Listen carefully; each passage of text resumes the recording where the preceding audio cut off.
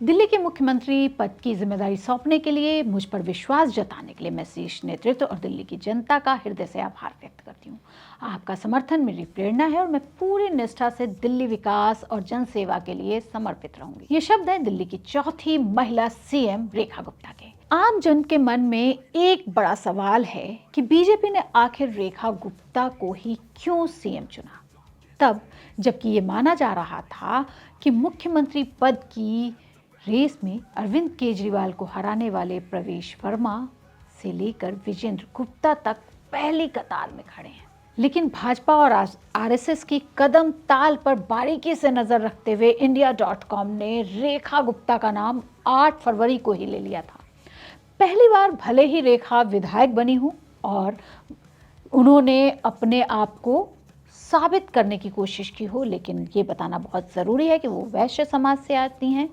BJP पर पैनी नज़र रखते हुए India.com ये देख रहा है और लगातार देख रहा है कि किस तरह से अमित शाह और नरेंद्र मोदी महिलाओं को आगे बढ़ा रहे हैं। चाहे वो 2014 में गुजरात से दिल्ली की तरफ जब वो सफ़र कर रहे थे वो हो, जब उन्होंने आनंदीबेन को मुख्यमंत्री बनाया था गुजरात का, या फिर बात करें अपनी कैबिनेट में महिलाओं को जिम्मेदारी सौंपने की।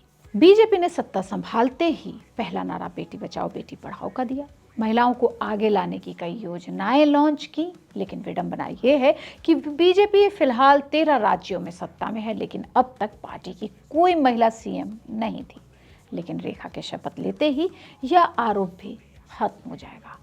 बीजेपी का आज 27 साल का सूखा खत्म हो गया है। सुषमा स्वराज 12 अक्टूबर 1998 में सीएम बनी थी और 3 दिसंबर तक सीएम रही थी, लेकिन उन्होंने इस्तीफा दिया क्योंकि उस दौरान महंगाई चरम पर थी। 3 महीने तक वो सीएम रही, लेकिन उन्होंने भी मिसाल पेश की।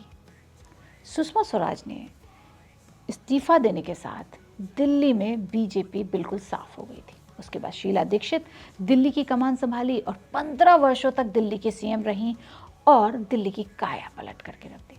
तीसरी आपको पता ही आतिशी थी, लेकिन सबसे बड़ा सवाल है कि आखिर रेखा ही क्यों? तो जवाब है रेखा इसलिए कि वो बीजेपी में अपने छात्र जीवन से ही जुड़ गई थी। एबीपी से लेकर महिला मोर्चा की अध्यक्ष रही हैं। बेदाग छवि है, साथ साथ रेखा आरएसएस से भी जुड़ी रही हैं। उनकी संगठन में अच्छी पकड़ है और कहा यह भी जाता है कि बीजेपी में बड़ा नेता वही है जिसकी पृष्ठभूमि कहीं ना कहीं आरएसएस से जुड़ी हुई हो या फिर अखिल भारतीय विद्यार्थी परिषद से वो जुड़ा रहा हो। रेखा के साथ ये दोनों होना काम आया। हालांकि रेखा के पहली बार विधायक बनने को लेकर बातें हो रही हैं, लेकिन ये नहीं भूलना चाहिए कि वो राजनीति में नई नहीं है। 30 साल पहले उन्होंने वो शुरुआत की थी। वह दिल्ली नगर निगम की पार्षद रही हैं। बता दें कि रेखा गुप्ता पिछले 2 बार से दिल्ली में विधानसभा चुनाव लड़ती रहीं, लेकिन उन्हें हार का सामना करना पड़ा था।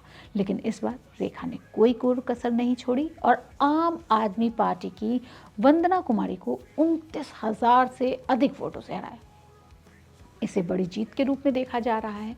हालांकि कुछ राजनीतिक जानकार रेखा गुप्ता और अरविंद केजरीवाल में भी कुछ समानताएं निकाल रहे हैं, क्योंकि अरविंद केजरीवाल हो या फिर रेखा गुप्ता, दोनों हरियाणा से आते हैं और दोनों ही बनिया जाति से।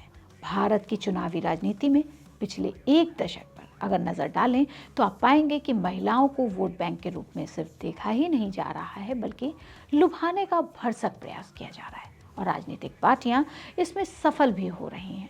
तो ऐसे में दिल्ली की चौथी महिला सीएम के तौर पर रेखा गुप्ता बीजेपी की पहली पसंद बनी। और देखिए, ये राजनीति ही है कि अलका लांबा ने, जो अभी कांग्रेस की नेत्री हैं, उन्होंने एक फोटो शेयर की है और उन्होंने लिखा है 1995 की यह यादगार तस्वीर, जब मैंने और रेखा गुप्ता ने एक साथ शपथ ग्रहण की थी।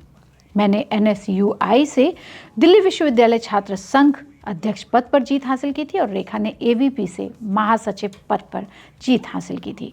रेखा गुप्ता को बधाई और शुभकामनाएं दिल्ली की चौथी मुख्यमंत्री बनने पर।